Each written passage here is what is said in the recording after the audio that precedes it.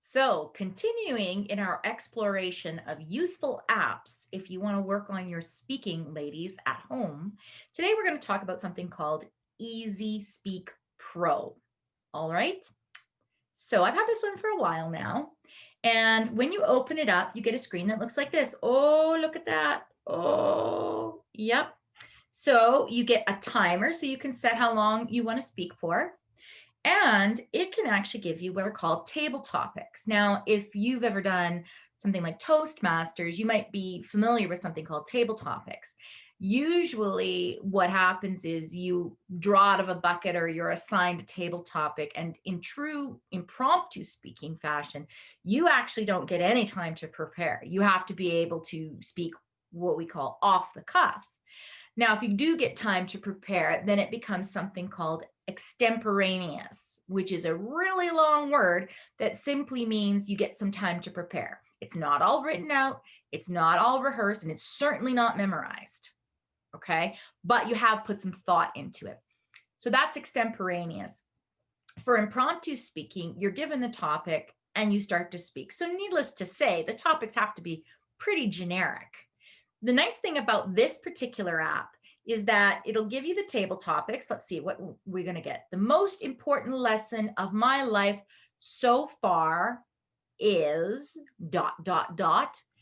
And then you can turn it on for 1.5, or 2 minutes. And there's a little bell to tell you that you're done. So if you find yourself oftentimes in situations where you're asked questions and you freeze, you don't have a clue what to do and what to say, then something like EasySpeakPro is a great little tool to have on hand, because, and obviously don't have it on hand when you're in the situation where somebody's going to ask you to speak. This is a great way to practice. So let's say you're getting ready in the morning, okay? You're putting on your makeup, you're doing your hair. Maybe, here's an idea. Get out your EasySpeakPro, hit table topics. I'm going to get another topic. Tell us about your favorite pet and why it should win the greatest pet ever award. Now, if you've never had a pet, that's not going to work for you. But let's say, explain 3 uses for a pencil besides writing. So you have to think creatively. We often, even when we think about practicing for our sort of formal life where we have to speak, we limit ourselves to these really narrow lanes where we only practice thinking about the topics that we might get asked about. But here's the thing, and this is a great tip from theater.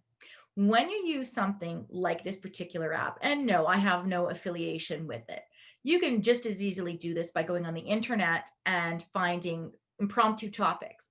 But the point is, when you give yourself that opportunity to practice, particularly to practice A, under the pressure of time, and B, with a topic that's not necessarily something you've ever spoken about. You can't speak about it, but you've never thought about it. As you practice those things, as you get better at them, you are going to become more confident, which is huge, but you're also going to become more agile, more mentally agile, and more vocally agile, because you're going to be able to switch. And that's called improvisation. I know that there are people that hear about improvisation and they go, "Oh my God, I can't do that. I'm not in theater. I can't just make things up." Well, I got a newsflash for you folks. Life is improvisational. You're making it up all the time. And furthermore, impromptu speaking, every conversation you have is both impromptu and improvisational. You don't have a script. You haven't had that conversation before. Sure, you've got experiences that will allow you to kind of play and riff on it, but life is these things. So when you hear about them and you kind of go, I can't do it, I want you to take a moment and go, wait a minute. I have done it all day, every day, my entire life. So far, so good. But if you want to get better on the spot speaking and thinking on your feet, then this app, EasySpeakPro, it's not bad. I would give it a 2 thumbs up from Donna.